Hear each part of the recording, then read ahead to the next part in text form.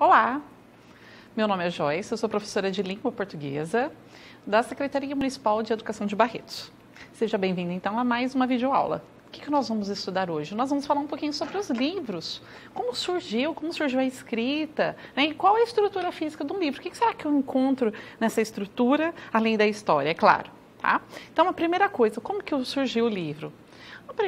Os primeiros livros, assim, na verdade, não eram livros propriamente ditos, né? O tataravô de um livro, vamos dizer assim, eram plaquetas de argila. Então, essas plaquetas de argila, aqui a gente tem a escrita cuneiforme, tá? Então, olha lá, é do século 3 e 2 a.C., há muito tempo. Então, os primeiros registros de escrita. Também temos aqui os hieróglifos, que aqui já é no Egito, tá? E esses hieróglifos também que eram feitos em placas de argila ou mesmo depois nas paredes. Em seguida, surge então o papiro. O que é esse papiro? Eles pegavam esse material aqui, ó, que era essa planta, pegava o caule, prensava e construía aquele material. E aí, ou mesmo esse dos rolinhos. E lá eles conseguiam desenhar, escrever, pintar, já é uma grande evolução, já era muito mais fácil para que você conseguisse escrever. Então, é de uma planta chamada papiro, se produziram os rolos utilizados na escrita egípcia. E em seguida, o que aconteceu? O que surgiu? Surgiu o pergaminho.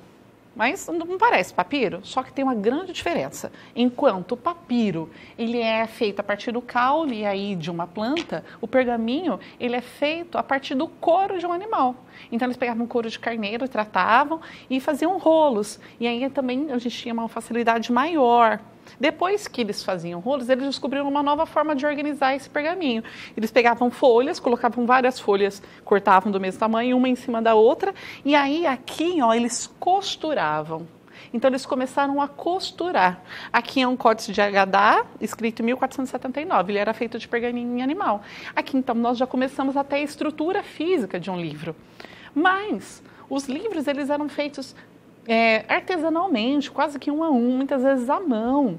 Né? Uma grande evolução para o livro foi quando surgiu a imprensa, mais ou menos aí por volta de 1500, porque eles começaram a fazer um livro em larga escala. Eles colocavam as letras num suporte, prensavam aquele material lá, e eles precisavam então de muito material. E foi aí que, enquanto o papel que nós conhecemos só existia na China, eles trouxeram o papel para lá e começaram a usar. E hoje o que a gente vê é um outro formato de livro, né? Não mais o livro impresso, mas o livro digital. Ó.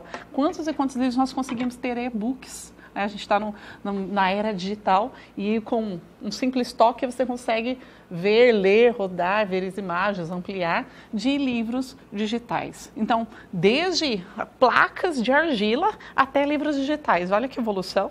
Realmente, o livro passou por muitas transformações. Essa escrita, ela conseguiu se modernizar e se adequar ao longo dos anos, certo?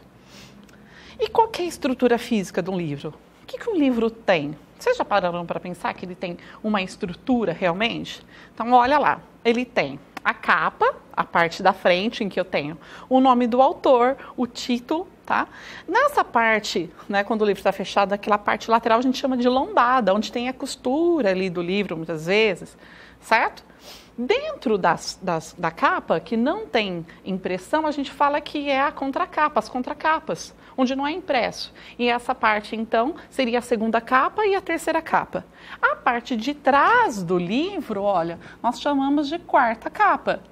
E essa parte que muitos livros têm, né, que quando você abre as capas e sai um pedacinho para fora, que ele vai além da capa, é a orelha. E o que eu tenho então? Então vamos lá, vamos recapitular. Eu tenho a capa, aqui eu tenho a orelha dos dois lados, nem todos os livros têm orelha, mas a orelha ela faz com que o livro fique mais durável, vamos dizer assim, conserva melhor esse livro. Aqui a parte interna, onde não tem nada escrito, seria a segunda capa, a terceira capa, e atrás então do livro é a quarta capa. E é importante a gente saber isso. Por quê? Porque às vezes você põe na estante, só de olhar a lombada, você sabe que livro que é. Você não precisa tirar para localizar. Então, a lombada é importante. Quando você vai comprar um livro, né, ou Você não vai comprar um livro cegamente, você vai na biblioteca, você vai pegar um livro. O que que a gente faz geralmente? Você olha o verso do livro, a quarta capa, porque lá geralmente tem algumas informações importantes. Muitas vezes lá você vai ter uma sinopse, tá? E o que que é essa sinopse então? Que fica geralmente atrás da capa. Lá na quarta capa, né, do outro lado do livro. Ela é muito importante para que quando nós formos ler. Ela vai ter um texto curto, vocês notam que não é um texto muito longo, toda a sinopse é curta, ela faz uma espécie de resumo do início e do meio da obra. Por quê? Tem um resumo do livro inteiro? Não. Se tiver o resumo do livro inteiro, perdeu a graça, deu spoiler. Então, geralmente, é mais o começo do livro e a hora que começa a ter o conflito, né, que vai motivar a história, também tem lá. E pretende dar ao leitor uma noção geral sobre aquele texto. Eu não sei se eu gosto, será que eu vou gostar? A capa ela é chamativa, ela é a primeira coisa que atrai, e a hora que eu olho a sinopse, eu falo, eu gosto de livros de aventura, esse aqui então eu vou gostar. Eu não gosto desse gênero. Mesma coisa acontece em sinopse, eu não acho só em livro. Por exemplo, vocês estão lá, vão escolher um filme ou uma série na Netflix. E aí, quando você vai assistir, geralmente tem um resuminho, né? É uma sinopse também. E aquela sinopse vai dizer quais são os atores, qual o tempo do filme, qual o gênero, a faixa etária que pode assistir. Então, isso tudo orienta quem está assistindo o filme ou quem vai ler o livro, tá? E qual a diferença da sinopse para a resenha? Porque muitas vezes as pessoas falam, atrás tem uma resenha. Mas não, a resenha, ela tem algumas características específicas. Ela também pode falar de um livro, de um filme, de uma série, mas a resenha e a sinopse, elas não são o mesmo gênero, tá? Enquanto eu tenho na sinopse, ela é mais curta, a resenha ela é um pouquinho maior, ela é mais extensa. A sinopse, ela serve para quê? Justamente para despertar a atenção do leitor, para tentar te motivar a ler aquele livro. Já o objetivo da resenha não é esse. O objetivo da resenha é analisar e avaliar. Ele avalia, ele dá opinião. E aí todo texto que ele é opinativo, também ele é argumentativo. Então, ao mesmo tempo que ele vai dar opinião, ele tem que provar por que ele dá, por que ele acha aquilo. E aí ele vai argumentar sobre isso. Então, uma resenha ela é mais crítica. A sinopse não tem essa opinião. A sinopse ela é mais informativa. Só que a resenha dentro dela, além de dar opinião, de avaliar, de criticar, comparar com outras obras, ela também traz dentro dela uma sinopse, um pequeno resumo lá, certo? A gente vai falar um pouco então desse livro aqui, né, que é do José Eduardo Agualuz, A Vida no Céu. Então aqui nós temos uma capa, nota o nome do autor, o nome do livro, aqui o subtítulo, Romance para Jovens e Outros Sonhadores. Então eu tenho um subtítulo, eu tenho a editora lá embaixo, que é Melhoramento, tá? Aqui atrás, então, olha, interessante esse livro. Ele não tem exatamente uma sinopse, porque em cima ele tem esse texto aqui, que fala, ele faz uma breve introdução, mas não é bem uma sinopse característica. O mar engoliu a terra, eis que o novo dilúvio tornou impossível a vida em terra no planeta. Em vez de uma construção guiada pelo divino, como uma arca de Noé, é o homem que cria uma saída para a falta de moradia, viver nas nuvens. Literalmente. Então, realmente, como teve com aquecimento global, o nível do mar sobe e fica impossível a vida na Terra. Então, eles vão morar nas nuvens, no céu, tá? Por isso que é a vida no céu. É interessante que aqui embaixo teria um comentário do autor e lá eu tenho o código, né, e eu tenho um QR Code com um book trailer ou trailer book, depende.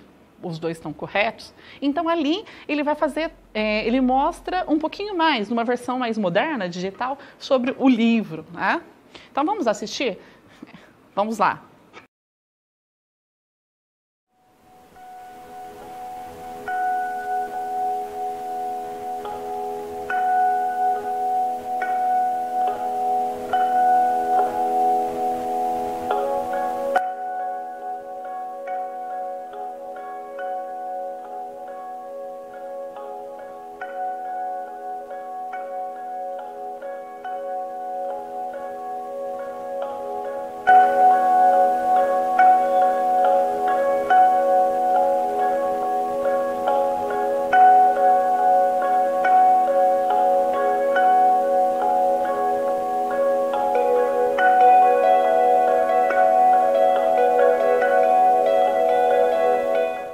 Isso aqui é um book trailer. Então, o que é um book trailer? Também serve, assim como a sinopse, para divulgar um livro. O que é um trailer? Pensa, é como se fosse um trailer, mas do livro. A gente assiste trailer de filmes, vocês já não viram?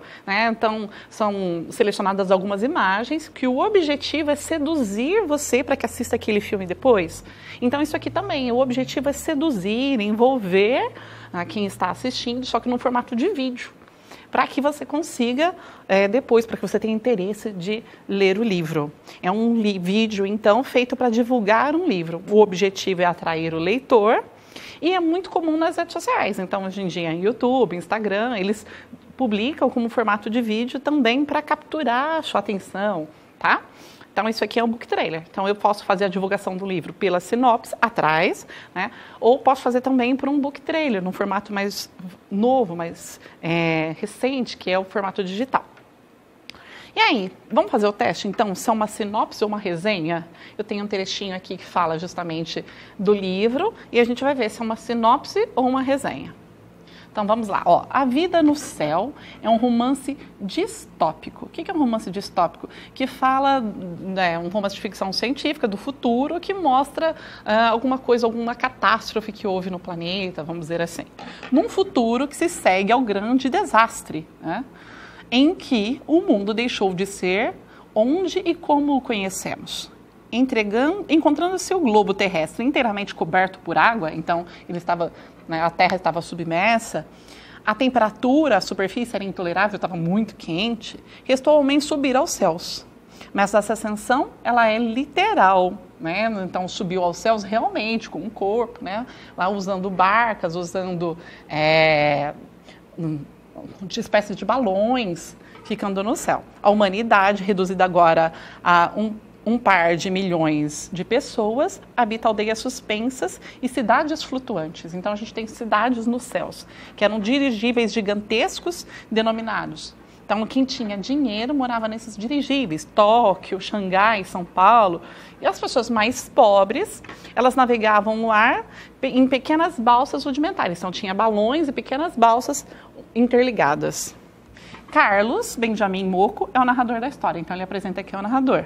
Tem 16 anos e nasceu numa aldeia, Luanda, que junta mais de 100 balsas juntas. Então, na aldeia dele tem mais de 100 balsas reunidas. O desaparecimento do pai fará com que Benjamin decida partir à sua procura, certo? Então, ele vai, nota que ele para aqui, no momento e fala, olha, o pai some, e aí ele vai atrás do pai. Ele deixa, e aí, o que será que acontece? Deixa esse mistério no ar. Então, isso aqui, tem algum trecho em que o autor, ele faz uma avaliação ou ele só conta a história? Pensa. Ele só conta a história e ele tenta deixar um ar de mistério, de suspense, para que você leia. Portanto, esse texto é uma sinopse. Certo? Aqui a gente tem uma sinopse. Junto com esse texto que eu tirei de um dos sites de venda do livro, havia também uma ficha técnica que às vezes acompanha as sinopses.